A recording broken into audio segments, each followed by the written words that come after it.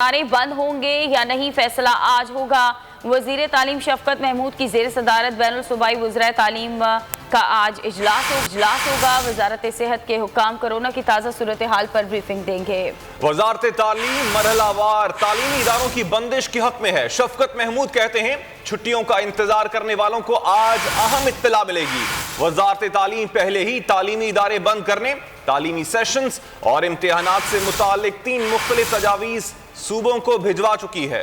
بچوں کو کورونا سے بچانے کا مشن حکومت ان ایکشن، تعلیمی ادارے کھلے رہیں گے یا بند ہوں گے، فیصلہ آج بین الصوبائی وزرائے تعلیم کانفرنس میں ہوگا۔ وزیر تعلیم شفقت محمود نے ٹویٹر پیغام میں بتایا کہ بین الصوبائی وزرائے تعلیم کانفرنس میں اسکول کالجز سے متعلق اہم فیصلے کیے جائیں گے۔ وزارت تعلیم کی جانب سے صوبوں کو تعلیمی سیشنز، امتحانات اور ادارے بند کرنے سے متعلق 3 تجاویز بھیجی گئی تھیں۔ تعلیمی ادارے بند کرنے کے حوالے سے پہلی تجویز میں کہا گیا تھا کہ تعلیمی اداروں کو 24 نومبر سے 31 جنوری تک بند کر دیا جائے گا، یا پھر 24 نومبر سے پرائمری اسکولز، 2 دسمبر سے مڈل اسکولز، جبکہ 15 دسمبر سے ہائر سیکنڈری اسکولز کو بند کرنے کی تجویز دی گئی۔ وزارت تعلیم کی جانب سے تعلیمی سیشن کو مارچ کے بجائے 31 مئی تک بڑھانے کی تجویز دی گئی۔ امتحانات کے حوالے سے وفاقی وزارت تعلیم نے صوبوں کو تجویز دی تھی کہ میٹرک انٹرمیڈیٹ کے امتحانات جون 2021 میں لیے جائیں۔ سندھ حکومت پہلے ہی اسکول بند نہ کرنے اور موسم سرما کی تعطیلات نہ دینے کا فیصلہ کر چکی ہے۔ ادارے بند ہوں گے یا نہیں، فیصلہ آج ہوگا۔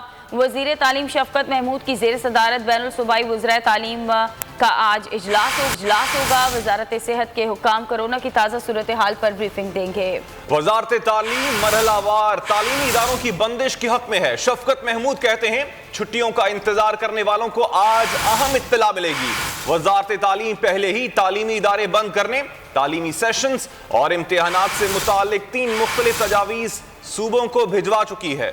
بچوں کو کورونا سے بچانے کا مشن حکومت ان ایکشن، تعلیمی ادارے کھلے رہیں گے یا بند ہوں گے، فیصلہ آج بین الصوبائی وزرائے تعلیم کانفرنس میں ہوگا۔ وزیر تعلیم شفقت محمود نے ٹویٹر پیغام میں بتایا کہ بین الصوبائی وزرائے تعلیم کانفرنس میں اسکول کالجز سے متعلق اہم فیصلے کیے جائیں گے۔ وزارت تعلیم کی جانب سے صوبوں کو تعلیمی سیشنز، امتحانات اور ادارے بند کرنے سے متعلق 3 تجاویز بھیجی گئی تھیں۔ تعلیمی ادارے بند کرنے کے حوالے سے پہلی تجویز میں کہا گیا تھا کہ تعلیمی اداروں کو 24 نومبر سے 31 جنوری تک بند کر دیا جائے گا، یا پھر 24 نومبر سے پرائمری اسکولز، 2 دسمبر سے مڈل اسکولز، جبکہ 15 دسمبر سے ہائر سیکنڈری اسکولز کو بند کرنے کی تجویز دی گئی۔ وزارت تعلیم کی جانب سے تعلیمی سیشن کو مارچ کے بجائے 31 مئی تک بڑھانے کی تجویز دی گئی۔ امتحانات کے حوالے سے وفاقی وزارت تعلیم نے صوبوں کو تجویز دی تھی کہ میٹرک انٹرمیڈیٹ کے امتحانات جون 2021 میں لیے جائیں۔ سندھ حکومت پہلے ہی اسکول بند نہ کرنے اور موسم سرما کی تعطیلات نہ دینے کا فیصلہ کر چکی ہے۔ ادارے بند ہوں گے یا نہیں، فیصلہ آج ہوگا۔